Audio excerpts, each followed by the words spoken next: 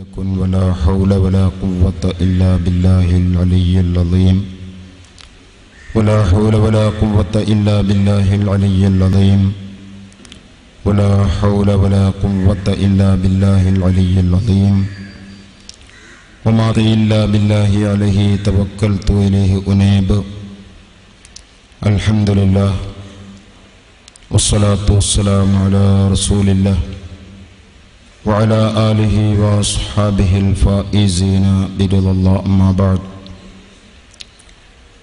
فأعوذ بالله من الشيطان الرجيم بسم الله الرحمن الرحيم ومن يشاقق الرسول من بعد ما تبين له الهدى ويتبع غير سبيل المؤمنين نوله ما تولى ونصله جهنم وساءت مصيرا صدق الله مولانا العظيم وقال النبي صلى الله عليه وسلم صلوا كما رأيتموني أصلي صدق رسول الله. ഏറ്റവും ബഹുമാനമുള്ള സദാത്യങ്ങളെ, ഉസ്താദുമാരെ, ആലിമീങ്ങളെ, അല്ലാഹു സുബ്ഹാനഹു വ തആല നമ്മുടെ ഈ ഒരുമിച്ച് കൂടൽ സ്വാലിഹായ അമലായി നമ്മളിൽ നിന്ന് സ്വീകരിക്കട്ടെ. ഖുത്ബയുടെ ഭാഷ എന്ന വിഷയം സംബന്ധിച്ച് ആണ് ഞാനിവിടെ സംസാരിക്കേണ്ടത്. അത്രമാത്രം കൂടുതൽ പറയേണ്ട ആവശ്യം ഇല്ലെന്നാണ് ഞാൻ മനസ്സിലാക്കുന്നത്. പക്ഷേ ചില ആളുകൾ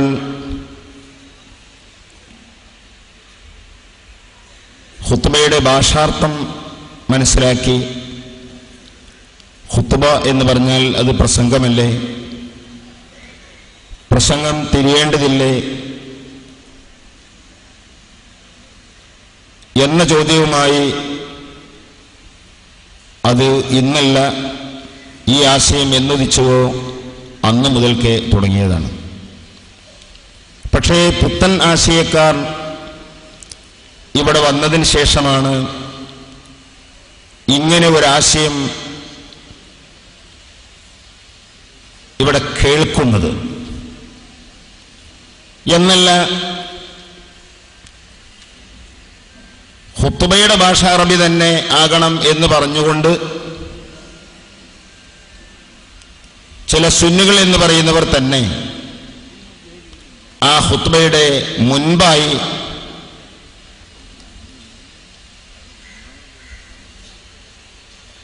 ഒരു പ്രസംഗം,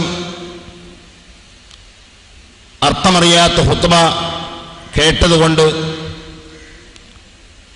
ജനങ്ങൾക്ക് ഒരു പ്രയോജനവുമില്ല, നിസ്കാരം കഴിഞ്ഞാൽ ജനങ്ങൾ ഇരിക്കുകയുമില്ല, അപ്പോൾ പിന്നെ ജനങ്ങളെ കിട്ടിയ സമയം ഉപയോഗപ്പെടുത്തുക എന്ന് വെച്ച് ഖുത്ബക്ക് മുമ്പ് ഒരു പ്രസംഗം നടത്തുന്ന ചിലരുണ്ട്. ഈ ആശയവും ഇവിടെ പണ്ടാർക്കും പരിചയമില്ല. കേരളത്തെ സംബന്ധിച്ച് പറയുമ്പോൾ ഇസ്ലാമിനിത്ര പഴക്കം, അല്ലെങ്കിൽ നബി സല്ലല്ലാഹു അലൈഹി വസല്ലം തങ്ങളാൽ ഇസ്ലാം പൂർത്തീകരിക്കപ്പെട്ടുവെങ്കിൽ ആ സമ്പൂർണമായ ഇസ്ലാം നബി സല്ലല്ലാഹു അലൈഹി വസല്ലം തങ്ങളുടെ കാലഘട്ടത്തിൽ തന്നെ കേരളത്തിൽ എത്തിയിട്ടുണ്ട് എന്നാണ് ചരിത്രം പഠിപ്പിക്കുന്നത്. അന്ന് മുതൽ ഈ രാജ്യങ്ങളിൽ ജുമുഅയും ഖുത്ബയും മറ്റ് കാര്യങ്ങളുമൊക്കെ നടന്നു വരുന്നുമുണ്ട്. എന്നാൽ നൂറ്റാണ്ടുകളിങ്ങനെ പരമ്പരാഗതമായി നടന്നു പോകുന്ന ശൈലിക്ക് വിരുദ്ധമായി അറിയുന്ന ഭാഷയിൽ, ശ്രോതാക്കൾക്ക് മനസ്സിലാകുന്ന ഭാഷയിൽ ഖുത്ബ നിർവഹിക്കണമെന്ന ആശയമോ, അല്ലെങ്കിൽ ഖുത്ബയ്ക്ക് മുമ്പ് ഖുത്ബയിൽ പറയാൻ പോകുന്ന പരാമർശിക്കുന്ന കാര്യങ്ങളെ സംബന്ധിച്ച് ജനങ്ങളെ ഒന്ന് ഉത്ബോധിപ്പിക്കണമെന്നോ ഉള്ളൊരാശയവുമായി ആരും വന്നിട്ടില്ലായിരുന്നു.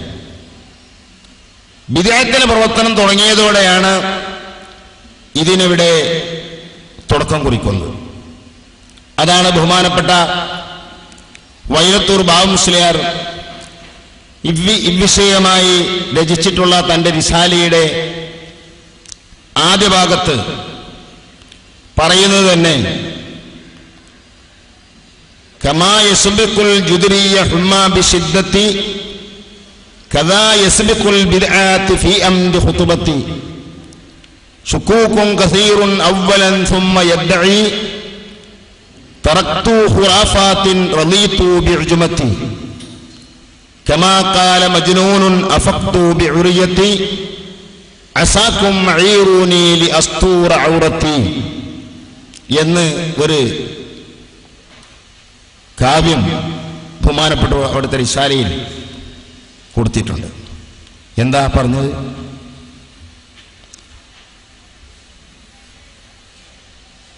വസൂരി ഉണ്ടാകാൻ പോകുമ്പോൾ അതിന്റെ മുന്നോടിയായി പനി ഉണ്ടാകുന്നത് പോലെ ബിദ്അത്തിന്റെ മുന്നോടിയായി ഉണ്ടാകുന്നൊരു പനിയാണ് ഖുത്ബയുടെ കാര്യത്തിലുള്ള സംശയങ്ങൾ.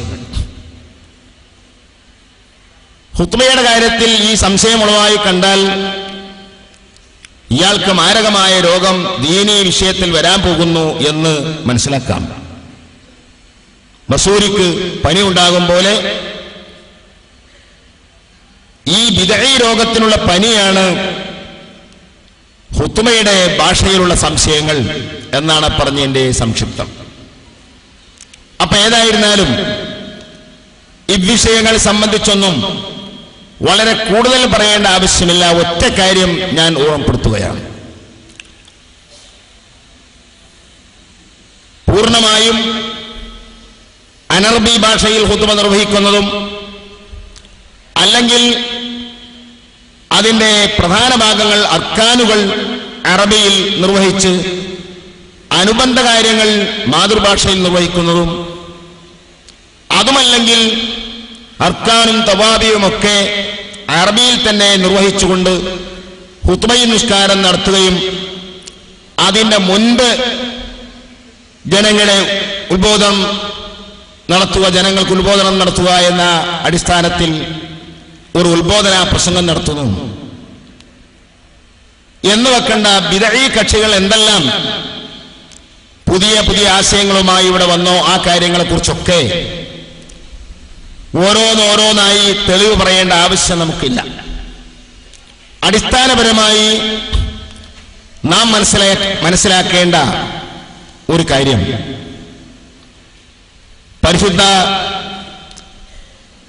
ദീനിന്റെ തക്കാലീഫുകൾ അല്ലാഹു സുബ്ഹാനഹു വ തആല നമ്മളോട് ഇന്ന കാര്യങ്ങളൊക്കെ ചെയ്യണം, അല്ലെങ്കിൽ ഇന്നൊന്നും അരുത്, ചെയ്യാൻ പാടില്ല തുടങ്ങിയുള്ള അല്ലാഹുവിന്റെ വ്യവസ്ഥകൾ, ഈ തക്കാലീഫുകൾ, ഇതിൽ കുറെ സിറുകൾ നമ്മുടെ അയിമ്മത്ത് പറഞ്ഞിട്ടുണ്ട്. ഇമാം സഅറാനി രേഖപ്പെടുത്തിയത് നമുക്ക് കാണാം. അല്ലാഹു അവന്റെ അടിമകളുമായി നടത്തിയ ആലമുൽ അർവാഹിൽ വെച്ച് നടത്തിയ ഒരു കരാർ, ഉടമ്പടി, അലസ്തു ബി റബ്ബിക്കും ഖാലൂ ബല. അല്ലാഹു ചോദിക്കുന്നു, ഞാൻ നിങ്ങളുടെ റബ്ബല്ലയോ? ഖാലൂ ബല, അവരൊന്നടങ്കം പറഞ്ഞു അതെ. ഐ അൻത റബ്ബുനാ വ ഇലാഹുനാ വ നഹ്നു ഇബാദുക്. പഠിച്ചവനെ, നീ ഞങ്ങളുടെ റബ്ബാണ്, ഇലാഹാണ്, ഞങ്ങൾ നിന്റെ അടിമകളാണ്. നിന്റെ ഉബൂദിയ്യത്ത് അനുസരിച്ച് പൂർണ്ണമായ ഒരു അച്ചടക്കമുള്ള അടിമ എന്ന നിലക്ക് ആ ഉബൂദിയത്തിന് ഹക്ക് പ്രകാരം നിന്നുപോരാൻ കടമപ്പെട്ടവരാണ് ഞങ്ങൾ എന്ന് മനുഷ്യൻ ഒന്നടങ്കം ആലമുൽ അർവാഹിൽ വെച്ച് സമ്മതിച്ചിട്ടുള്ളതാണ്. പക്ഷേ ഈ ഉടമ്പടി ആരൊക്കെ പൂർത്തീകരിക്കും, ആരൊക്കെ പൂർത്തീകരിക്കില്ല, ഇത് റബ്ബിനറിയാം, അള്ളാഹുവിന് കാലേ കൂട്ടി അറിയാം. ഈ ഉടമ്പടി പൂർത്തിയാക്കുന്നവരും അത് ലംഘിക്കുന്നവരും ആരാണെന്ന് റബ്ബിനറിയാം. ഉടമ്പടി പൂർത്തിയാക്കിയവർക്ക് സ്വർഗം നൽകാനും ആ ഉടമ്പടി ലംഘിച്ചവർക്ക് അനുയോജ്യമായ ശിക്ഷ നൽകാനും റബ്ബ് സുബ്ഹാനഹു വ തആല തന്നെ തീരുമാനിക്കുകയും ചെയ്തിട്ടുണ്ട്. ആരൊക്കെയാണ് ആ സ്വർഗത്തിന്റെ ആളുകൾ, ആരൊക്കെയാണ് നരകത്തിന്റെ ആളുകൾ, ഇതൊക്കെ റബ്ബിന് നേരത്തെ അറിയാം. പക്ഷേ ആ ആലമുൽ അർവാഹിൽ നിന്ന് ഓരോ ആളുകൾക്കും നിശ്ചയിക്കപ്പെട്ട സന്ദർഭത്തിൽ സമയത്ത് ആ ആളുകൾ ഇവിടെ വരുമ്പോൾ ആ ജനങ്ങളിൽ ആരൊക്കെയാണ് നേരത്തെ കരാർ പൂർത്തിയാക്കിയവർ, ആരൊക്കെയാണ് ആ കരാറിന് ലംഘനം നടത്തിയവർ എന്ന് അള്ളാഹുവിനെ കാലയെ കൂട്ടി അറിയുമെങ്കിലും അത് അവരെ തന്നെ ബോധ്യപ്പെടുത്തുന്നതിന് വേണ്ടിയും ആ കാര്യം ഇവിടെ വ്യക്തമായി സാക്ഷാത്കരിക്കുന്നതിന് വേണ്ടിയും അല്ലാഹു സുബ്ഹാനഹു വ തആല ചില തകാലീഫുകൾ ഇവിടെ വെക്കുകയാണ്. ചില കീർത്തനങ്ങൾ അല്ലാഹു നമുക്ക് ചെയ്യുകയാണ്. ആ കീർത്തനങ്ങൾ, തകാലീഫുകൾ പൂർത്തിയാക്കുന്നവർ, അതനുസരിച്ച് നിലനിൽക്കുന്നവർ, നേരത്തെ ഉടമ്പടി പൂർത്തിയാക്കിയവരും അതിന് ഭംഗം വരുത്തുന്നവർ, ആ ഉടമ്പടിക്ക് ലംഘനം ചെയ്യുന്നവരുമാണ്. ഒന്നുകിൽ പൂർണ്ണമായോ അല്ലെങ്കിൽ ഭാഗികമായോ. ഇത് അവരെ കൂടി ബോധ്യപ്പെടുത്തി വേണം പിന്നീട് അവർക്ക് കൊടുക്കുന്ന സ്വർഗീയ ഗുണങ്ങളും നരകീയ ശിക്ഷയും. അതില്ലെങ്കിൽ മനുഷ്യൻ നേരത്തെ പറഞ്ഞതൊക്കെ അവൻ വിസ്മരിച്ചു പോയി കാണും, മറന്നുപോയി കാണും. അതുകൊണ്ട് തന്നെ ഇമാം ഷഅറാനി രേഖപ്പെടുത്തുന്നു, ഇവിടെ വെച്ച് ഈ കാര്യമൊക്കെ അല്ലാഹു സുബ്ഹാനഹു വ തആല ചെയ്തെങ്കിലും പിന്നീടും ആഖിറത്തിൽ വെച്ച് ശിക്ഷയും അല്ലെങ്കിൽ സ്വർഗവും കൊടുക്കുന്നതിന് മുമ്പ് നേരത്തെ ഇവിടെ വെച്ച് ചെയ്തു കൂട്ടിയ തെറ്റുകളും കുറ്റങ്ങളും അല്ലെങ്കിൽ അവന്റെ അടിമത്വം അനുസരിച്ച് ഉബൂദിയത്തനുസരിച്ച് നിന്നു പോന്ന കാര്യങ്ങളും എല്ലാം സവിസ്തരമായി പ്രതിപാദിച്ചിട്ടുള്ള ഓരോരുത്തരുടെയും കിതാബുകൾ അവരവർക്ക് കൊടുക്കുകയും ആ കുറ്റപത്രം അവർ തന്നെ സ്വയം വായിച്ച് അവർക്ക് ബോധ്യപ്പെടുകയും ചെയ്തതിന് ശേഷമാണ് അല്ലാഹു സുബ്ഹാനഹു വ തആല അവർക്ക് സ്വർഗം നരകമൊക്കെ കൊടുക്കുന്നത്. അപ്പോ ഒരിക്കലും എൻ്റെ റബ്ബ് എന്നെ വെറുതെ ശിക്ഷിച്ചതാണെന്ന തോന്നൽ മനുഷ്യന് വരില്ല. അല്ലെങ്കിൽ എൻ്റെ റബ്ബ് എനിക്ക് വെറുതെ ഇങ്ങോട്ട് തന്നതാണ് എന്ന ആ തോന്നലും മനുഷ്യന് വരില്ല. അതുകൊണ്ട് തന്നെ മനുഷ്യൻ അവന്റെ ആ ഉബൂദിയത്തനുസരിച്ച് അള്ളാഹുവിന്റെ അടിമത്വം അനുസരിച്ച് നിലനിൽക്കുന്നത് ഉണ്ടോ ഇല്ലയോ എന്ന് അള്ളാഹുവിനറിയാനല്ല, അള്ളാഹുവിനെ നേരത്തെ അറിയുന്ന കാര്യം ഇവിടെ സാക്ഷാത്കരിക്കുന്നതിന് വേണ്ടി റബ്ബ് സുബ്ഹാനഹു വ തആല സംവിധാനിച്ച ഈ തകാലീഫുകൾ. ഈ തകാലീഫുകളാണ് നാം പറയുന്ന ഇബാദാത്തുകൾ. ഈ ഇബാദാത്തിന്റെ പൊതു സ്വഭാവം തന്നെ ഇമാം ഷഅറാനി പറയുന്നു, അപ്പടി അനുസരിക്കുക, അപ്പടി സ്വീകരിക്കുക. ഇതാണ് ബഹുമാനപ്പെട്ട ഇബ്നു ദഖീഖുൽ ഈദ് റഹ്മഹുല്ലാഹ് ഇഹ്കാമുൽ അഹ്കാം ശറഹു ഉംദത്തുൽ അഹ്കാം എന്ന ഗ്രന്ഥത്തിൽ പറഞ്ഞു കാണും, ഇന്നൽ ഇബാദാത്തി മഹല്ലു തഅബ്ബുദാത്ത് വയക്തുറു ഫീഹാ ദാലിക ഫൽ ഇഹ്തിയാതു ഫീഹാ അൽ ഇത്തിബാ. കണ്ടോ, ഇന്നൽ ഇബാദാത്തി, നിശ്ചയം അല്ലാഹു സുബ്ഹാനഹു വ തആല നമുക്ക് വെച്ചിട്ടുള്ള, നമ്മളോട് ആജ്ഞാപിച്ചിട്ടുള്ള സർവ്വ ഇബാദാത്തുകളും മഹല്ലു തഅബ്ബുദാത്ത്, അത് തഅബ്ബുദാത്തിന്റെ സ്ഥാനമാണ്. എന്ന് പറഞ്ഞാൽ ഇബാദത്തുകളിൽ വാലിബും അതാണ് വയക്തുറു ഫീഹാ ദാലിക. തഅബ്ബുദാണ് ഇബാദത്തിൽ അധികവും. നാം എപ്പോഴും പറയാറുണ്ട്, രണ്ട് തരത്തിൽ നമുക്ക് ഇബാദത്തുകൾ കാണും. ഒന്ന് മഅഖൂലുൽ മഅന, അതിന്റെ ഉദ്ദേശം എന്താണെന്ന് എല്ലാവർക്കും ഗ്രാഹ്യമായത്. മറ്റൊന്ന് തഅബ്ബുദ്, അത് എന്താണ് അതിലുള്ള രഹസ്യം, സിറ്, ഒരു സിറുണ്ടാകും, നമുക്കറിയില്ല. ഈ രണ്ട് തരത്തിലുണ്ടെങ്കിൽ ഗാലിബിലും അധികവും ഇബാദത്തുകളിൽ തഅബ്ബുദാണ്. മഅഖൂലുൽ മഅന നന്നേ കുറവാണ് എന്നല്ല ഇമാം ഷൈറാനി രേഖപ്പെടുത്തുന്നു. മഅഖൂലുൽ മഅനയാണെന്ന് പറഞ്ഞിട്ടുള്ള ഇബാദത്തുകളിൽ വരെ കൂലങ്കഷമായി ചെല്ലുമ്പോൾ അവിടെയും തഅബ്ബുദ് ഒളിഞ്ഞു കിടക്കുന്നു എന്ന് കാണാൻ കഴിയും. മഅഖൂലുൽ മഅനയായി പറഞ്ഞിട്ടുള്ള പല കാര്യങ്ങളിലും അവിടെയും ചില തഅബ്ബുദുകൾ ഒളിഞ്ഞു കിടക്കുന്നുണ്ട്. ഉദാഹരണമായി പറഞ്ഞാൽ, ജുമുഅക്ക് വേണ്ടി കുളിക്കുന്നത്, ആ കുളിക്കുന്നത് സംബന്ധിച്ച് ഫുഖഹാ പറഞ്ഞപ്പോൾ ഒരു വിഭാഗം പറഞ്ഞു അത് മഹള് മഅഖൂലുൽ മഅനയാണ്. കാരണം ജുമുഅക്ക് വേണ്ടി പോകുന്ന മനുഷ്യർ പലരും ഒരുമിച്ച് കൂടുമ്പോൾ അവിടെ ബഅദിനെ കൊണ്ട് ബുദ്ധിമുട്ടാകും, ദുർഗന്ധം വമിക്കും. അല്ലെങ്കിൽ അങ്ങനെ ഒരുമിച്ച് കൂടുന്നതിൽ പ്രയാസം ഉണ്ടാകും. ഇത് ഒഴിവാക്കാൻ ഓരോരുത്തരും നല്ല ശുദ്ധി വരുത്തി പോവുക, ഇതാണ് അതിന്റെ രഹസ്യം. അതുകൊണ്ട് തന്നെ ജുമുഅക്ക് പോകുന്നതിനോട് അടുത്ത സമയത്താണ് കുളിക്കേണ്ടത്. എപ്പോൾ പോകുന്നു അതിനോട് അടുപ്പിച്ച് കുളിച്ചു വേണം പോകാൻ. ഫുഖഹായിൽ മറ്റൊരു ഭാഗം പറയുന്നു, അല്ല, അത് മഹള് തഅബ്ബുദല്ല, ആ മഹള് മഅഖൂലുൽ മഅനയല്ല, തഅബ്ബുദിന്റെ ഒരു വശം അവിടെയും ഉൾക്കൊള്ളുന്നുണ്ട്. അതെന്താ? ഒരാള് നന്ന സുബഹിക്കാണ്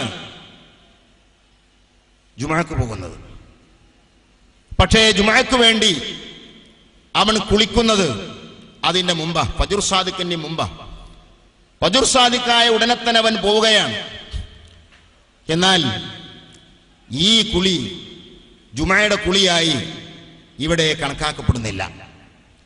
ഫജ്റിന് ശേഷം കുളിച്ചു വേണം പോകാൻ. നേരത്തെ പറഞ്ഞ ആ മഅഖൂലുൽ മഅനയാണ് നോക്കുമ്പോൾ ആ മഅന ഇവിടെ നടക്കുന്നുണ്ട്, ജുമുഅക്ക് പോകുന്നതിനോട് അടുപ്പിച്ച് കുളിക്കുക. അല്ലെങ്കിൽ കുളിക്ക് നിയ്യത്തില്ലാതെ കുളിച്ചാൽ ആ കുളിയും പരിഗണിക്കപ്പെടുന്നില്ല. മഅഖൂലുൽ മഅനയാണെന്നനുസരിച്ച് ശുദ്ധി വരുത്താനും അല്ലെങ്കിൽ ദുർഗന്ധങ്ങൾ ഒക്കെ മുറിച്ചു കളയാനും നിയ്യത്തിന്റെ ആവശ്യമില്ല. മൂന്നാമത്തൊന്ന്, അങ്ങനെ കുളിക്കാൻ വെള്ളം ഒഴിക്കാൻ കഴിയാതെ വന്നാൽ അവിടെയും ശറഅ് പറയുന്നത് ഒരു തയമ്മം ചെയ്തെങ്കിലും പോകണമെന്നാണ്. അപ്പൊ ആ മണ്ണ് കൊണ്ടുള്ള തയമ്മം നടത്തുന്നത് നേരത്തെ പറഞ്ഞ നളാഫത്തിന് വിരുദ്ധമാണ്. ഇങ്ങനെ നോക്കുമ്പോൾ അവിടെയെല്ലാം ഒരു തഅബ്ബുദ് ഒളിഞ്ഞു കിടക്കുന്നു.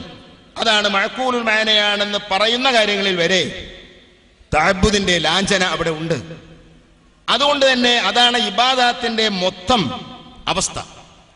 ബഹുമാനപ്പെട്ട സയ്യിദുനാ ഉമറുൽ ഫാറൂഖ് റളിയല്ലാഹു അൻഹു ഹജറുൽ അസ്വദ് ചുംബിച്ചുകൊണ്ട് പറഞ്ഞ വാക്ക് ഇമാം ബുഖാരി ഉദ്ധരിച്ച് നമുക്ക് കാണാം. വല്ലാഹി ലഖദ് അലിംതു അന്നക ഹജറുൻ ലാ തളുറു വലാ തൻഫഉ ലൗലാ അന്നി റഅയ്തു റസൂലല്ലാഹി സ്വല്ലല്ലാഹു അലൈഹി വസല്ലം ഖബ്ബലക മാ ഖബ്ബൽതുക. അല്ലാഹുവാണ് സത്യം, നീ ഒരു കല്ലാണ്, നിനക്ക് സ്വന്തമായി ഉപകാരമോ ഉപദ്രവമോ ചെയ്യാൻ കഴിയില്ല.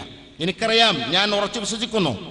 പക്ഷേ ലൗലാ അന്നി റഅയ്തു റസൂലല്ലാഹി സ്വല്ലല്ലാഹു അലൈഹി വസല്ലം ഖബ്ബലക മാ ഖബ്ബൽതുക, അല്ലാഹുവിന്റെ റസൂൽ നിന്നെ ചുംബിക്കുന്നതായി ഞാൻ കണ്ടില്ലായിരുന്നുവെങ്കിൽ ഞാൻ നിന്നെ ചുംബിക്കില്ലായിരുന്നു.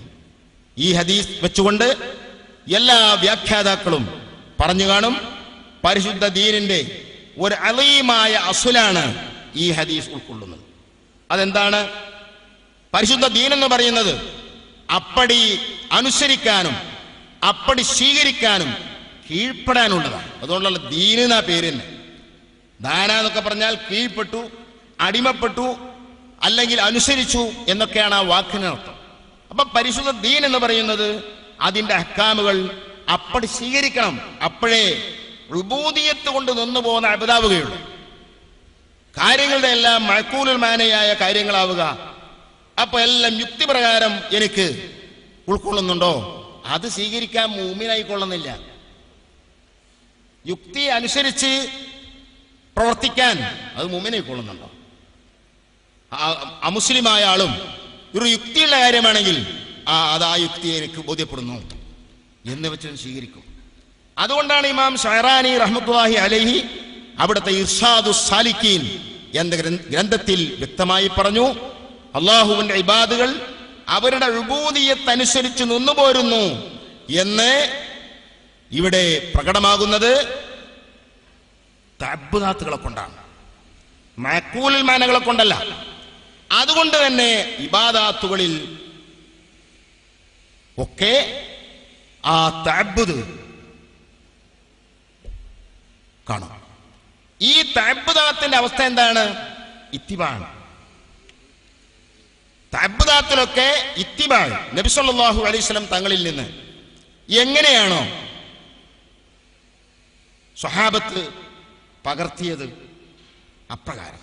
അതുകൊണ്ടല്ലേ നിങ്ങൾ ആലോചിച്ച് നോക്കൂ, ഇസ്ലാം എന്ന് പറയുന്നത് കേവലം കുറെ വിശ്വാസ പ്രമാണങ്ങളും കർമ്മങ്ങളും ഉൾക്കൊള്ളുന്ന കുറെ തിയറികൾ അല്ലാഹു സുബ്ഹാനഹു വ തആല ഈ ലോകത്തിന് മുമ്പിലേക്ക് കണ്ട് വിളംബരപ്പെടുത്തിയതല്ല. അങ്ങനെ ആയിരുന്നെങ്കിൽ യഥാർത്ഥത്തിൽ ഒരു നബിയുടെ ആവശ്യം വരുന്നില്ല. അല്ലാഹു സുബ്ഹാനഹു വ തആല ഒരു നബിക്ക് എങ്ങനെയാണോ ഈ ആശയം എത്തിച്ചു കൊടുത്തത്, അതേ റബ്ബിന് ഓരോ വ്യക്തികൾക്കും അവർ ജീവിക്കാനുള്ള, അല്ലെങ്കിൽ അവരിവിടെ ആചരിക്കാനുള്ള, അവർ വിശ്വസിച്ചു പോരാനുള്ള അറിവുകൾ അവർക്ക് പ്രകൃതിപരമായി തന്നെ കൊടുക്കാൻ അള്ളാഹുവിന് കഴിയും. ഏതുപോലെ മനുഷ്യേതര ജീവികൾക്കൊക്കെ അല്ലാഹു സുബ്ഹാനഹു വ തആല കൊടുത്തിട്ടുള്ള അറിവ് അവർ പിന്നീട് പഠിച്ചുണ്ടാക്കുന്ന അറിവല്ല. ഒരു കാക്കയാണെങ്കിൽ ആ കാക്ക എന്ന് പറയുന്ന പക്ഷി അത് കൂടുകൂട്ടാൻ, അതിന്റെ കൂടുണ്ടാക്കാൻ, അല്ലെങ്കിൽ അതിന്റെ ഭക്ഷണം സമാഹരിക്കാൻ, അതല്ലെങ്കിൽ അതിന്റെ വിസർജനം നടത്താൻ തുടങ്ങിയുള്ള എല്ലാ കാര്യങ്ങളും, അതിനാവശ്യമായിട്ടുള്ള സർവ്വകാര്യങ്ങളും അത് പഠിപ്പിച്ചു കൊടുക്കാൻ വേറെ ആൾ വരുന്നില്ല. അതിനൊരു പ്രവാചകനില്ല, അതിനൊരു ഗ്രന്ഥമില്ല, അതിന് പാഠശാലയില്ല. അങ്ങനെ എല്ലാ വസ്തുക്കളും അത് അതിൻ്റെതായ പ്രകൃതി നിയമമനുസരിച്ച്, അല്ലെങ്കിൽ ആ പ്രകൃതിക്ക് അല്ലാഹു തആല കൊടുത്തിട്ടുള്ള ആ അറിവനുസരിച്ച് നീങ്ങിക്കൊണ്ടിരിക്കുന്നു. കുല്ലുൻ യഅമലു അലാ ശാക്കിലത്തി എന്ന ആയത്തിന്റെ വ്യാഖ്യാനത്തിൽ ഒരു തഫ്സീർ ഇങ്ങനെ കാണും. എല്ലാം ഇവിടെ പ്രവർത്തിച്ചുകൊണ്ടിരിക്കുന്നത് അതിന്റെ പ്രകൃതി നിയമം അനുസരിച്ചാണ്. ഈ ഒരു പ്രകൃതി നിയമം മനുഷ്യന് കൊടുക്കാമായിരുന്നു. പക്ഷേ മനുഷ്യനെ സംബന്ധിച്ചിടത്തോളം അങ്ങനത്തെ ഒന്നുമില്ല എന്നാണ് യാഥാർത്ഥ്യം. ഒരു കാക്ക സ്വന്തമായി കൂടുകൂട്ടുന്നു, പോകട്ടെ, വളരെ ഇന്ന ഔഹനൽ ബുയൂത്തി ലബൈത്തുൽ അൻകബൂത്ത് എന്ന് ഖുർആൻ പറഞ്ഞിട്ടുള്ള എട്ടുകാലി വല, ആ വലയുടെ പ്രവർത്തനം സംബന്ധിച്ച് നാം വിലയിരുത്തുമ്പോൾ എത്ര ഭംഗിയായ എഞ്ചിനീയറിംഗ് ആണ് അവിടെ നേരത്തെ നടത്തിയിട്ടുള്ളത്. ഒരു എഞ്ചിനീയറുടെ, ഒരു മുഹന്ദിസിന്റെ ഒരു പ്രവർത്തനം പോലെ അതിൻ്റെ ബീമുകളും അതിന്റെ ഫില്ലറുകളും ഒക്കെ നേരത്തെ ശരിപ്പെടുത്തി അതിനുശേഷം അതിന്റെ കേന്ദ്രത്തിൽ നിന്ന് തുടങ്ങുന്ന ആ വല എല്ലാ ഇടത്തും മുത്തവാസിയായിക്കൊണ്ടാണ്.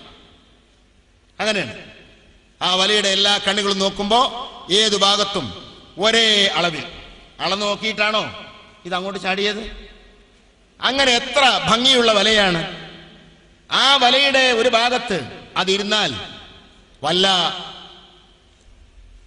പ്രാണികളും അതിൽ കുടുങ്ങിയാൽ ഉടനെ ഇരിക്കുന്ന ഇയാൾക്ക് സിഗ്നൽ കിട്ടി, ഉടനെ പോകുന്നു. അപ്പോഴേക്ക് ഈ കുടുങ്ങിയ ജീവിക്ക് ഇതിൽ നിന്ന് രക്ഷപ്പെടാൻ കഴിയില്ല. കാരണം ഇതിൽ വെച്ചിട്ടുള്ള ഒരു തരം പശയുണ്ട്. ഈ പശയുടെ കാരണം അത് ഒട്ടിപ്പിടിച്ചു. ഒട്ടിപ്പിടിക്കുമ്പോൾ അത് പെടയുകയാണ്. പെടയുമ്പോൾ കൂടുതൽ ഒട്ടിപ്പിടിച്ചു. അപ്പോഴേക്ക് ഇയാൾ വന്ന് 2-3 ചുറ്റൽ വേറെ വല നൂലുകൊണ്ട് പിന്നെയും കെട്ടിമുറുക്കി. ഇനി ഹത്തൽ ഖിയാമത്തിന് പോകാൻ കഴിയില്ല. അങ്ങനെ എന്ത് ചെയ്യുന്നു? അതിന്റെ ആഹാരം അതിൽ നിന്ന് എടുക്കുന്നു. അപ്പൊ ഞാൻ പറയുന്നത് ഇതെല്ലാം എങ്ങനെ പഠിച്ചു? ഏത് മുഹന്ദിസ, അല്ലെങ്കിൽ ഏത് പ്രവാചകന, അല്ലെങ്കിൽ ഏത് പാഠശാല, ഏത് കോളേജാ? ഒന്നുമില്ല. ഇങ്ങനെ എല്ലാം ഇവിടെ നടക്കുന്നുവെങ്കിൽ അങ്ങനെ നടത്താൻ മനുഷ്യനിക്ക് അല്ലാഹുത്താനക്ക് കഴിയില്ലേ? ഇതിനേക്കാണ് എത്രയോ എല്ലാ നിലക്കും ഉയർച്ചയുള്ള ഈ മനുഷ്യന് ഇങ്ങനൊരു സംവിധാനം അല്ലാഹു സംവിധാനം ചൂടായിരുന്നോ? പക്ഷെ ഇല്ല. അതിന് റബ്ബ് സുബ്ഹാനഹു വ തആല തെരഞ്ഞെടുത്തിട്ടുള്ളത് അമ്പിയാക്കൾ അയക്കുക എന്നതാണ്. അമ്പിയാക്കൾ ജനതയുള്ള വന്നില്ലയോ അവർക്കിതൊന്നും ബാധകമല്ല. ഖുർആൻ തന്നെ പറഞ്ഞില്ലേ എന്ത്? വമാ കുന്നാ മുഅദ്ദിബീന ഹത്താ നബഅസ റസൂല. വമാ കുന്നാ മുഅദ്ദിബീന അയ് വലാ മുസീബീന. നാം ഇക്കാബും സവാബും ഒന്നും കൊടുക്കുന്നില്ല. ഏതുവരെ? ഒരു പ്രവാചകനിലേക്ക് എത്തുന്നു വിഭാഗത്തിന് അള്ളാഹുവിന്റെ സവാബും ഇക്കാബൊന്നുമില്ല. അപ്പൊ നോക്കങ്ങള്, ഈ അമ്പിയാക്കൾ മുഖേനയാണ്. എന്തിനാണത് ഇങ്ങനെ അമ്പിയാക്കളെ അയച്ചത്? ആ അമ്പിയാക്കൾ കുറെ തിയറി പഠിപ്പിച്ചു കൊടുക്കാനല്ല, പിന്നെയോ അവരിൽ നിന്ന് പരിശുദ്ധ ദീനിനെ അപ്പടി പകർത്തിയെടുക്കാനാണ്. അവിടെയാണ് ഇത്തിബായി കിടക്കുന്നത്. അതിനാണ് നീണ്ട 23 വർഷ കാലയളവിൽ മഹാനായ നബി സല്ലല്ലാഹു അലൈഹി വസല്ലം തങ്ങൾ കുറെ വിവരങ്ങൾ അങ്ങനെ വഅദ് പറഞ്ഞു കൊടുക്കുക മാത്രമല്ല, നബി സല്ലല്ലാഹു അലൈഹി വസല്ലം തങ്ങൾ സ്വഹാബത്തിനിടയിൽ ജീവിച്ച ആ ജീവിതമാണ് മഹത്തുക്കളായ സ്വഹാബത്ത് ഒപ്പിയെടുത്തത്. അതിലവിടുത്തെ വാക്കുകൾ, അവിടുത്തെ പ്രവർത്തനങ്ങൾ എല്ലാം ഉൾക്കൊള്ളുന്നു. നബി സല്ലല്ലാഹു അലൈഹി വസല്ലം തങ്ങൾ അവർക്കിടയിൽ ജീവിച്ചു കൊടുക്കുകയാണ്, ജീവിച്ച് കാണിച്ചു കൊടുക്കുകയാണ്. ആ ജീവിതം അപ്പടി അവർ ഒപ്പിയെടുത്ത് പകർത്തുകയാണ്. അതാണ് പരിശുദ്ധ ദീൻ എന്ന് പറയുന്നത്. എന്നല്ലാതെ കുറെ ഊഹാപോഹങ്ങളും അല്ലെങ്കിൽ കുറെ ന്യായങ്ങളും കുറെ തത്വങ്ങളും അതൊന്നുമല്ല. ഈ അടിസ്ഥാനത്തിൽ ചിന്തിക്കുമ്പോൾ പരിശുദ്ധ ദീനിന്റെ എല്ലാ കാര്യങ്ങളിലും നമുക്ക് ഇത് നിഴലിച്ച് കാണാൻ കഴിയും.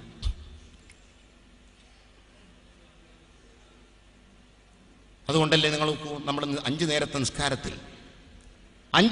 നിസ്കാരത്തിൽ അള്ളാഹുവിനോട് ദുആ ചെയ്യാൻ അള്ളാഹു സുബ്ഹാനഹു വ തആല പഠിപ്പിച്ചു. എന്താണ്? ഇഹ്ദിനസ് സിറാത്തൽ മുസ്തഖീം. ഇഹ്ദിനസ് സിറാത്തൽ മുസ്തഖീം എന്ന 5 നേരത്തെ നിസ്കാരത്തിൽ 17 പ്രാവശ്യമായി നിർബന്ധമായും നാം പറഞ്ഞിരിക്കണം. ആ മുസ്തഖീമായ വഴി അള്ളാഹു സുബ്ഹാനഹു വ തആല പരിചയപ്പെടുത്തുന്നത് അതിന്റെ തഅരീഫ് നിർവചനം പറഞ്ഞിട്ടല്ല. മുസ്തഖീമായ വഴി എന്ന് പറഞ്ഞാൽ അതെന്ത്? അതിന്റെ നിർവചനം, അതിന്റെ തഅരീഫ് അള്ളാഹു പറയുന്നില്ല. പിന്നെയോ അത് ആരുടെ വഴിയാണ് എന്നാണ് അള്ളാഹു പറയുന്നത്. മുസ്തഖീമായ വഴി എന്നാൽ എന്ത് എന്ന് പറയുന്നതിന് പകരം മുസ്തഖീമായ വഴി ഏത്, ഇതാണ് അള്ളാഹു പറയുന്നത്. സിറാത്തൽ ലദീന അൻഅംത അലൈഹിം, അതിന്റെ തഅരീഫല്ല. അത് ആരുടെ വഴിയാണ്, ആര് സ്വീകരിച്ചു പോകുന്ന മാർഗമാണ്? അള്ളാഹുവിന്റെ അനുഗ്രഹങ്ങൾക്ക് പാത്രമായവർ. അതാരാ? അള്ളാഹു തന്നെ പറഞ്ഞു, മിനൻ നബിയ്യീന വസ്സിദ്ദീഖീന വസ്സുഹദാഇ വസ്സാലിഹീൻ. ഇവരാണ് മഹത്തുക്കൾ, അമ്പിയാക്കന്മാർ, സിദ്ദീഖീങ്ങൾ, സുഹദാക്കൾ, സാലിഹീങ്ങൾ. ഞാനത് വിശദീകരിക്കുന്നില്ല. അവരാണ് അള്ളാഹുവിന്റെ അനുഗ്രഹത്തിന് പാത്രമായവർ.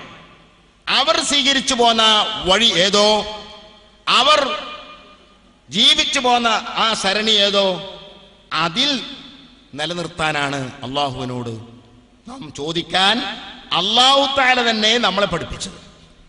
ഇതെന്താണ് കുറിക്കുന്നത്? ഇത്തിബാണ് കുറിക്കുന്നത്.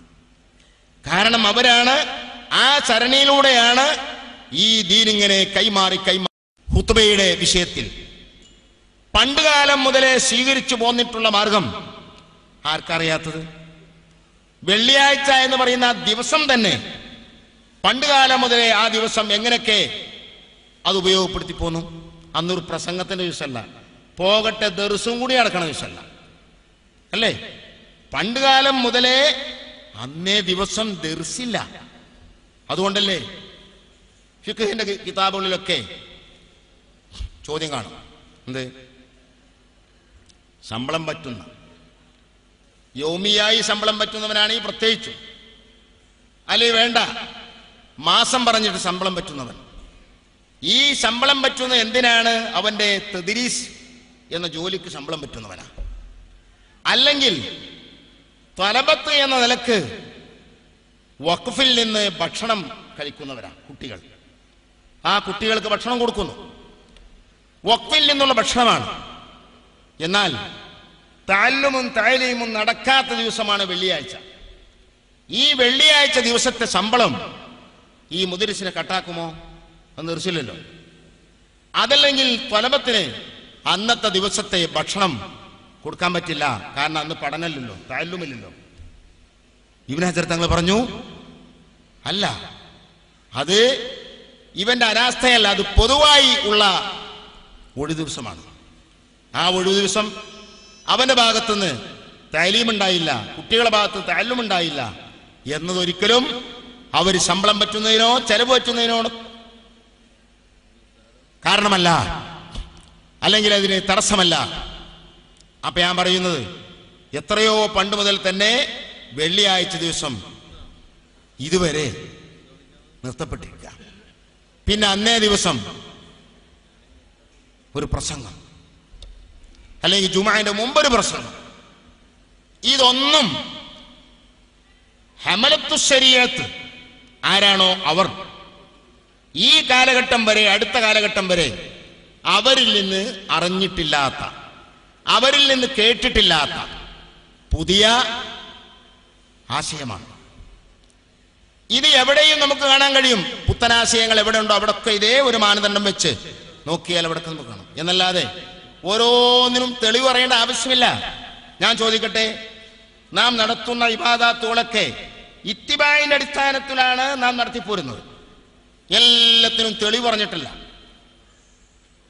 ബഹുമാനപ്പെട്ട ഷാഹു വലിയുല്ലാഹി ദഹ്ലവി റഹ്മത്തുള്ളാഹി പറഞ്ഞു, തെളിവുകൾ പറയുക എന്ന സംവിധാനം അയിമ്മത്ത് മുജ്തഹിദുകളും അവരുടെ ശേഷവുമാണ് ആ സംവിധാനത്തിലേക്ക് കടന്നത്.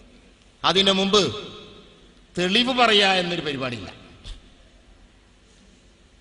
ഉണ്ടെങ്കിൽ ഇമാം ഷാഫി റളിയല്ലാഹു അൻഹു തന്നെ, ഇപ്പൊ വേണ്ട തോനെന്ന് പറയണ്ട, ഒറ്റ നിസ്കാരത്തിന്റെ കാര്യം പറയാം.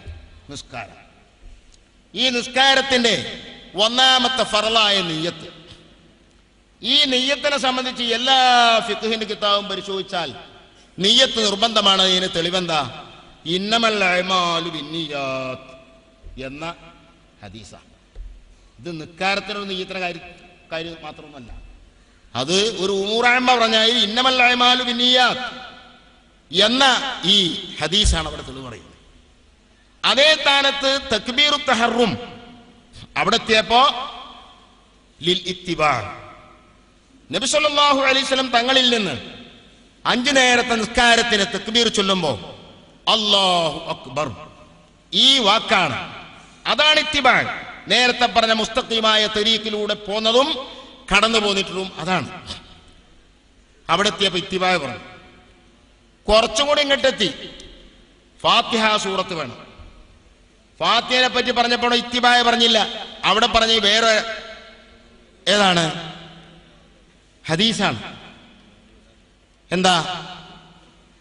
ഫാത്തിഹ സൂറത്ത് ഓതാത്ത നിസ്കാരത്തിന് സ്വീകാര്യതയില്ല, അള്ളാഹു സ്വീകരിക്കില്ല എന്നർത്ഥം വരുന്ന ആശയം വരുന്ന ഹദീസാണ്. ഇങ്ങനെ ഇങ്ങോട്ട് പോന്നാൽ ഒരു നിസ്കാരം സലാം വീട്ടുമ്പോഴേക്ക് വ്യത്യസ്തങ്ങളായ തെളിവുകൾ, എവിടം വരെ ചിലപ്പോൾ ഹദീസുമില്ല, ആയത്തുമില്ല, ഇജ്മാഉമില്ല, ഖിയാസുമില്ല, വെറും ന്യായം മാത്രം മനസ്സിലുണ്ട്. ഉദാഹരണമായി നിയ്യത്ത് കൊണ്ട് തലഫുദ് ചെയ്യാം, അത് സുന്നത്താണ്. ഉസല്ലി ഫർള് ദുഹരി, അത് തലഫുദ് ചെയ്യൽ സുന്നത്താണ്. പക്ഷേ ഈ സുന്നത്താണെന്നതിനെ ഫുഖഹാ കാത്തിബത്തൻ പറഞ്ഞിട്ടുള്ള ന്യായം അതിന് ദലീലല്ല, തഅലീല പറഞ്ഞിട്ടുള്ളത്. എന്താ പറഞ്ഞ്? ലിയുസായിദൽ ലിസാനു അൽ ഖൽബ, നാവ് കൊണ്ട് പറഞ്ഞാൽ അത് കൽബിന് ഒരു മുസായദയാണ്. ഒരു സംശയമൊന്നുമില്ല. നമ്മൾ പറയില്ല മുത്താലിമിങ്ങളോട്, നിങ്ങളിങ്ങനെ മുത്താല ചെയ്താൽ പോരാ, തൊള്ളോണ്ട് ചെല്ലിപ്പടിക്കണം, ചെല്ലിപ്പടിച്ചാൽ അത് കൽബിന് മുസായദ കൊടുക്കും, യാതൊരു സംശയമില്ല. അപ്പൊ ലിയുസായിദൽ ലിസാനു അൽ ഖൽബ എന്ന ന്യായമാണ് ഉറപ്പ്. അപ്പൊ ഞാൻ പറഞ്ഞു വന്നിട്ടുള്ളത്, ഒരു നിസ്കാരം നബി സല്ലല്ലാഹു അലൈഹി വസല്ലം തങ്ങൾ എപ്രകാരം നിസ്കരിച്ചു അതുപോലെ നിസ്കരിക്കണം. അതിന് റസൂലുള്ളാഹി സ്വല്ലല്ലാഹു അലൈഹി വസല്ലം 5 നേരത്തെ നിസ്കാരം സ്വഹാബത്തിന് നിസ്കരിച്ച് കാണിച്ചു കൊടുത്തില്ലേ? ഒറ്റ ഹദീസിൽ ആ കാര്യങ്ങളെല്ലാം പറഞ്ഞുകൊണ്ട് ഒരൊറ്റ ഹദീസും കാണില്ല. ഉണ്ടെങ്കിൽ ഒറ്റ ഹദീസ് കൊണ്ട് ഒരു നിസ്കാരത്തിന്റെ കാര്യം പൂർത്തിയാവും. ഇത് ഒരു നിസ്കാരം വേണ്ട, ഒരു നിസ്കാരത്തിന്റെ ഒരു ഉദാഹരണം, ഒരു സുജൂദ്. ആ സുജൂദിന് തന്നെ എത്ര ഹദീസ് കൂടെന്ന് പറയുന്നത്? തെളിവ് നോക്കുമ്പോ എന്താ? സുജൂദിന് നെറ്റിത്തടം വെക്കണം, അല്ലെങ്കിൽ കൈകൾ 2 കൈകളും കാലിലെ മുട്ടൊക്കെ വെക്കണം തുടങ്ങിയുള്ള കാര്യങ്ങൾക്ക് അതിന് ഒരു ഹദീസ്. അവിടെ സുബ്ഹാന റബ്ബിയൽ അഅ്ല പറയണം, അതിന് വേറെ ഹദീസ്. വബിഹംദി കൂട്ടിക്കൊടുക്കണം, അതിന് വേറെ ഹദീസ്. ഒരു സുജൂദ് ചെയ്യുമ്പോഴേക്കിനും 3-4 ഹദീസ് കൂട്ടിയിട്ടാണ് ഫുഖഹാ പറഞ്ഞത്. അപ്പോൾ നിങ്ങൾ വിചാരിക്കണ്ടോ ഇങ്ങനെ കുറേ ഹദീസ് തുന്നിക്കൂട്ടിയിട്ട് നമ്മളാരോ പിന്നെ പിൽക്കാലത്തുണ്ടാക്കി അതേ നിൽക്കാരം? അപ്പൊ ഈ തെളിവിൽ നിന്ന് കണ്ടെടുത്ത് നിക്കാരം എന്ന് പറയുന്ന ഒരു ക്രമത്തെ ആരോ ക്രമീകരിച്ചതല്ല. പിന്നെയോ അത് നബി സല്ലല്ലാഹു അലൈഹി വസല്ലം തങ്ങൾ നിക്കരിച്ച് കാണിച്ചു കൊടുത്ത ആ ശൈലി, നിക്കരിച്ചു പോകുന്ന രൂപം, അതൊക്കെ അവിടെ നിലവിലുണ്ട്. അത് അപ്പടി തന്നെ അവർ പകർത്തി പോന്നിട്ടുമുണ്ട്. തെളിവ് പറയുന്നതിലേക്ക് എത്താനുള്ള കാരണം തന്നെ അയിമ്മത്ത് പറഞ്ഞു കാണും. മഹാനായ നബി സല്ലല്ലാഹു അലൈഹി വസല്ലം തങ്ങളുടെയും അവിടുന്ന് നേരിട്ട് കാണുകയും കേൾക്കുകയും സ്വഹാബത്തിന്റെയും കാലം പോലെയല്ല ആ 2 വിഭാഗത്തിന്. റസൂലുള്ളാഹി തങ്ങളുടെ കാലം കഴിഞ്ഞു, സ്വഹാബത്തിന്റെ മുഖ്യമായ സ്വഹാബത്തിലെ അക്കാബിറു സ്വഹാബത്തിന്റെ കാലവും കഴിഞ്ഞു. സിഗാറു സ്വഹാബത്താണ് പിന്നെ ജീവിച്ചിരിക്കുന്നത്. ആ കാലഘട്ടത്തിലാണ് പുതിയ പുതിയ ആശയങ്ങൾക്ക് തുടക്കം കുറിക്കുന്നത്. ആ പുത്തനാശയങ്ങൾ വിശ്വാസപരമായ കാര്യങ്ങളിൽ മാത്രമല്ല കർമ്മപരമായ കാര്യങ്ങളിലും വന്നു.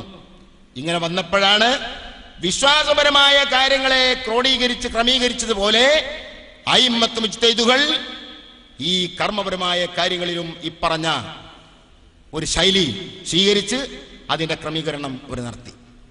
അതുകൊണ്ട് തന്നെ ഈ 4 അയിമ്മത്തുകൾ ക്രോഡീകരിച്ച അതിന്റെ പുറമേയുള്ള ഒന്നും സ്വീകാര്യമല്ല എന്നും അവർ വിധിച്ചു. ഞാനതിന്റെ വിശദാംശത്തിലേക്ക് കടക്കുകയല്ല. അപ്പൊ ഞാൻ പറയുന്നത്, അങ്ങനെ വന്നപ്പോൾ ശേഷമാണ് നേരത്തെ ആചരിച്ചു പോന്ന, നേരത്തെ അനുഷ്ഠിച്ചു പോന്ന, നേരത്തെ ചെയ്തു പോന്ന, നേരത്തെ ചൊല്ലിപ്പോന്ന ഓരോ കാര്യങ്ങൾക്കും പിൽക്കാലത്തുള്ള ഒരു സ്വന്തം തെളിവ് കണ്ടെത്താൻ തുടങ്ങിയത്. സാഹു അലിയുല്ലാഹി ദഹ്ലവി റഹ്മത്തുള്ളാഹി അലൈഹി അദ്ദേഹത്തിന്റെ ഹുജ്ജത്തുല്ലാഹിൽ ബാലിഗ അതിൽ ഇക്കാര്യം പറഞ്ഞു കാണാം. അപ്പോ ഇന്ന് ചില പറയുന്നത് പോലെ തെളിവുണ്ടോ വിശ്വസിക്കൂ. അപ്പൊ ഓരോന്നിനും വെവ്വേറെ തെളിവ് കണ്ടെത്തുക, ഇങ്ങനത്തെ ആശയം അല്ല യഥാർത്ഥത്തിൽ ദീൻ എന്ന് പറയുന്നത്. ദീൻ എന്ന് പറയുന്ന ഈ ഹുസ്നുൽ ഇത്തിബാഅ്, വലഖദ് കാന ലക്കും ഫീ റസൂലില്ലാഹി ഉസ്വത്തുൻ ഹസന. ആ ഉസ്വത്തുൻ ഹസനത്ത് അത് ആരിലൂടെ കടന്നു പോരണം? നേരത്തെ പറഞ്ഞ സാദിഖീങ്ങൾ, അല്ലെങ്കിൽ അല്ലാഹുവിന്റെ നിഅമത്തിന് പാത്രമായവർ, അവരിലൂടെ എങ്ങനെ പോരുന്ന ആ വഴിയാണ് മുസ്തഖീമായ വഴി. ഈ വഴിയിൽ അവർ സ്വീകരിച്ച ശൈലി, ഖുത്ബയിൽ അവരെന്ത് സ്വീകരിച്ചു? ഖുത്ബയെ കേവലം ഒരു പ്രസംഗമായി ആരാ കണ്ടിട്ടുള്ളത്? ഇവരാരും കണ്ടിട്ടില്ല. ഫുഖഹാ തന്നെ ഖുത്ബയെ കുറിച്ച് പറഞ്ഞപ്പോൾ അവര് ഖുത്ബ എന്ന് പറയുന്നത് ഒരു വെറും വഅളല്ല എന്നാ പറഞ്ഞിട്ടുണ്ട്. ഖുത്ബ എന്ന് പറയുന്നത് ഒരു പ്രസംഗമാണ്, പ്രസംഗം അത് തിരിയുന്ന ഭാഷയിലാകണം എന്ന് ഫുഖഹാരും പറഞ്ഞിട്ടില്ല. ഫുഖഹാ പറഞ്ഞപ്പോഴും പറഞ്ഞിട്ടുള്ളത് എന്താ? ഖുത്ബയെ സംബന്ധിച്ച് ദിക്ർ എന്നാണ് അല്ലാഹുവിന്റെ പരാമർശം. ഇദാ നൂദിയ ലിസ്സലാത്തി മിൻ യൗമിൽ ജുമുഅത്തി ഫസ്ഔ ഇലാ ദിക്രില്ലാഹ്. യൗമുൽ ജുമുഅയിൽ അല്ലാഹുവിലേക്ക് വിളിക്കപ്പെട്ടാൽ ഫസ്ഔ ഇലാ ദിക്രില്ലാഹ്, ദിക്റുള്ള കൊള്ളേ നിങ്ങൾ പോവുക. ഏതാ ദിക്റുള്ള?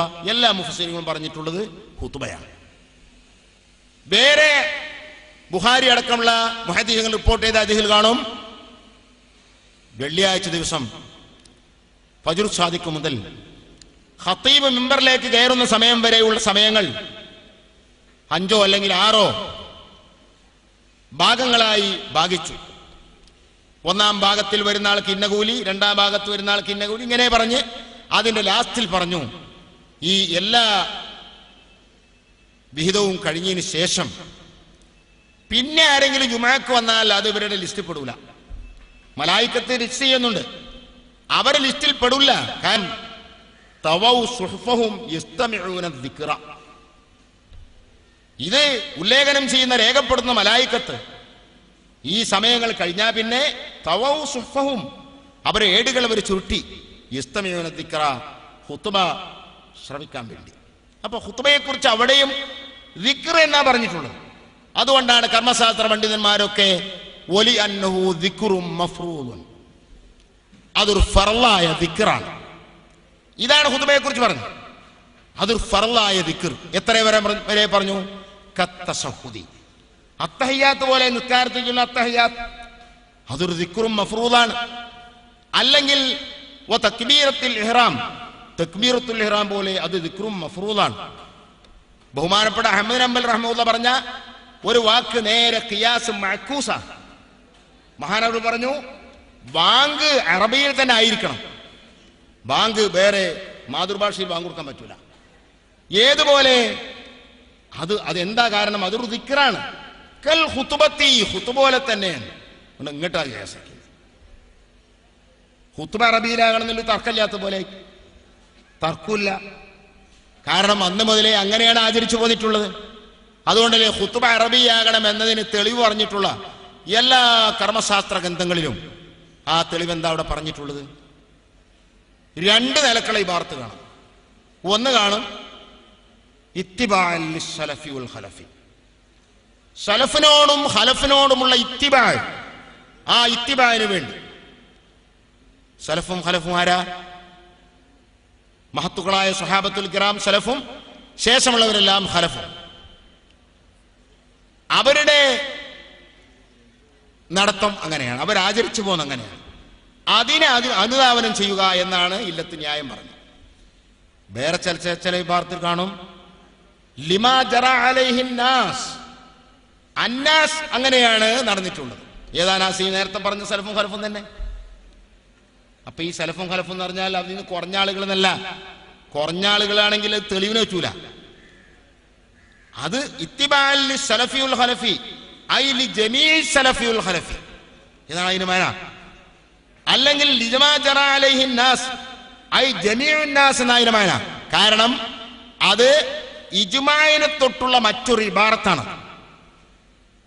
ഇജ്മാ അല്ലാതെ കേവലം കുറഞ്ഞ ആളുകൾ മാത്രം അമൽ ചെയ്തു പോന്ന അത് ഹുജ്ജത്തിന് പറ്റൂല. എത്ര വരെ? മഹാനായ സയ്യിദുനാ മുഹമ്മദ് റസൂലുള്ളാഹി സ്വല്ലല്ലാഹു അലൈഹി വസല്ലം ജീവിച്ച രാജ്യമാണ് മദീന. ആ മദീനയിൽ വെച്ചാണ് ഇത്യാദി കാര്യങ്ങളിലൊക്കെ സിംഹഭാഗം. അവിടെ വെച്ചാണ് സ്വഹാബത്തുൽ കിറാം നബിയിൽ നിന്ന് ഇതൊക്കെ ഒപ്പിയെടുക്കുന്നത്. അതുകൊണ്ട് ആ മദീന നാട്ടുകാർ മാത്രം ഒരു കാര്യത്തിൽ ഒറ്റ നിലപാട് സ്വീകരിച്ചു പോന്നാൽ അത് തെളിവാക്കാൻ പറ്റുമോ ഇല്ലയോ? മാലിക് ഇമാം മാത്രം പറയുന്നു മദീനക്കാരുടെ ഇജ്മാ തെളിവാണ്. അതേ സ്ഥാനത്ത് ബാക്കിയുള്ള അയിമ്മത്ത് മുഴുവൻ അവിടെ പറഞ്ഞിട്ടുള്ളത് മദീനക്കാരുടെ മാത്രം ഏകോപനം ഹുജ്ജത്തിന് പറ്റില്ല. ഹുജ്ജത്താകണമെങ്കിൽ അതിൽ മറ്റുള്ളവരുടെയും ഏകോപനം വേണം. മദീനക്കാർ മാത്രം പറ്റില്ല. മദീനത്തിന് ഷറഫുണ്ട്, അത് ശരിയാണ്. പക്ഷെ ആ ഷറഫുണ്ടെന്ന് വെച്ച് ഇങ്ങനെ ഹുജ്ജിയത്ത് എന്ന ആ നിലപാട് അത് തെളിവാവുക അതില്ല. എത്ര വരെ പറഞ്ഞു? വത്തിഫാഖു അഹ്ലിൽ ഹറമൈനി ലൈസ ബിഹുജ്ജത്തിൻ. ഇനി മദീന മാത്രമല്ല, മക്കയും മദീനയും കൂടിയിട്ട് തന്നെ ഒരു നിലപാട് സ്വീകരിച്ചാൽ അത് തെളിവാകുന്നില്ല. ഇപ്പൊ ഞാൻ പറയുന്നത് നമ്മുടെ ഷാഫി അയിമ്മത്ത് അടക്കം തെളിവാക്കിയിട്ടുള്ളത് ലിമാ ജറ അലൈഹിൻ നാസ്, അല്ലെങ്കിൽ ഇത്തിബാഅൻ ലിസ്സലഫി വൽ ഖലഫി എന്നൊക്കെ പറയുമ്പോൾ അതിനർത്ഥം ഇത്തിബാഅൻ ലിജമീഇ സലഫി വൽ ഖലഫി, അല്ലെങ്കിൽ ലിമാ ജറ അലൈഹി ജമീഉൻ നാസ് എന്നാണ്. അപ്പൊ എല്ലാവരും അങ്ങനെ തന്നെ നടന്നു പോന്നിട്ടുള്ളൂ. അവരൊക്കെ സ്വീകരിച്ചു പോന്ന, അവരെല്ലാം അനുഷ്ഠിച്ചു പോന്ന, അനുധാവനം ചെയ്തു പോന്ന ആ മാർഗം അത് അറബിയത്താണ്, അല്ലാതെ അനറബിയല്ല. അതുകൊണ്ടല്ലേ ബഹുമാനപ്പെട്ട ഹനഫി പണ്ഡിതനായ ഷാഹു വലിയുല്ലാഹി ദനവി പറയുന്നത് വഅമ്മാ ഖൗലുഹാ ബിൽ അറബിയ്യ. അപ്പൊ ഷാഫികൾ മാത്രമല്ല, ഹനഫി മദ്ഹബിലെ പ്രധാന പണ്ഡിതനാണ് ഷാഹു വലിയുല്ലാഹി ദനവി. അദ്ദേഹം മുവത്തക്ക് എഴുതിയ ഹാശയിൽ അദ്ദേഹത്തിന്റെ ഇബാറത്ത് ഫാരിസിയാണ്, ഫാരിസി ഭാഷയിലുള്ള ഹാശയാണ്. ആ ഫാരിസി ഭാഷയുള്ള ഹാശിയുടെ ഈ ഭാഗം ബഹുമാനപ്പെട്ട ശിഹാബുദ്ദീൻ സാലിയാത്ത് റഹ്മത്തുള്ളാഹി അറബിയിലേക്ക് വിവർത്തനം ചെയ്തിട്ടുണ്ട്. അവിടെ ബഹുമാനപ്പെട്ട സാലിയാത്തിയുടെ ഇബാറത്ത് വഅമ്മാ ഖൗലുഹാ ബിൽ അറബിയ്യ, ഖുത്ബ അറബിയിലാകണമെന്ന് പറയുന്നത് ഫമിൻ ജിഹത്തി ഇസ്തിംറാരി അമലിൽ മുസ്ലിമീൻ, മുസ്ലിമീങ്ങളെ അമൽ അങ്ങനെയാണ് മുസ്തമിറായി പോകുന്നത്. എവിടെ? ഫിൽ മശ്രിഖ് വൽ മഗ്രിബ്, ലോകത്തൊന്നാകെ. ഫിൽ മശ്രിഖ് വൽ മഗ്രിബ്, ലോകത്തൊന്നാകെ മുസ്ലിമീങ്ങൾ അമൽ അങ്ങനെയാണ് നടന്നു പോന്നിട്ടുള്ളത് എന്ന അടിസ്ഥാനത്തിലാണ് ഖുത്ബ അറബിയിലാകണം എന്ന് പറയുന്നത്. ഈ ആശയം ഒന്നുകൂടി വ്യക്തമായി ബഹുമാനപ്പെട്ട ഉംദത്തുർ റിആയ, ശറഹുൽ വിഖായയുടെ ഹാസിയാണ് ഉംദത്തുർ റിആയ. ഉംദത്തുർ റിആയയിൽ ഒന്നുകൂടി വ്യക്തമായി പറയുന്നത് ഫലോ ഖതബ ബിൽ ഫാരിസിയത്തി ജാസ. ഹനഫി മദ്ഹബ് പ്രകാരം ഷാഫി മദ്ഹബിൽ പറയുന്ന പോലെ ഖുത്ബയുടെ അറബിയത്ത് അവർക്ക് സിഹത്തിന് ഷർത്തല്ല. അവരുടെ അഭിപ്രായത്തിൽ ഖുത്ബയുടെ സിഹത്തിന് അറബിയത്ത് ഷർത്തല്ല. പക്ഷെ എന്നിട്ട് പോലും അറബിയല്ലാത്ത ഭാഷയിൽ ഖുത്ബ നിർവഹിക്കുന്നതിന് ഹുക്മെന്ത്? അത് പാടില്ല എന്നാണ് പറയുന്നത്. ഫലോ ഖതബ ബിൽ ഫാരിസിയത്തി ജാസ എന്ന ആ ഇബാറത്ത് ഉദ്ധരിച്ചുകൊണ്ട് ഖൗലുഹു ജാസ വലൈസൽ ജവാസു ബിമഅനൽ ഹില്ലിൽ മുത്ലഖ്. ആ ജാസ എന്ന് പറഞ്ഞിട്ടുള്ളത് മുത്ലഖ് എന്നത് മുബാഹാണ്, ഹലാലാണ് എന്ന അർത്ഥത്തിലല്ല. പിന്നെയോ ബൽ ബിമഅന സിഹ്ഹത്തി ഫീ ഹഖ്ഖി സ്വലാത്തി, നിസ്കാരത്തെ സംബന്ധിച്ച് പറയുമ്പോൾ വരാൻ പോകുന്ന ജുമുഅ നിസ്കാരത്തിന്റെ ആ ഷർത്താണ് ഒരു ഖുത്ബ വേണമെന്ന്. ആ ഖുത്ബ വിടാൻ, ആ ഷർത്ത് വിടാൻ ഫാരിസിയിലുള്ള ഖുത്ബ ഓതിയാലും നടക്കും എന്നാണ്.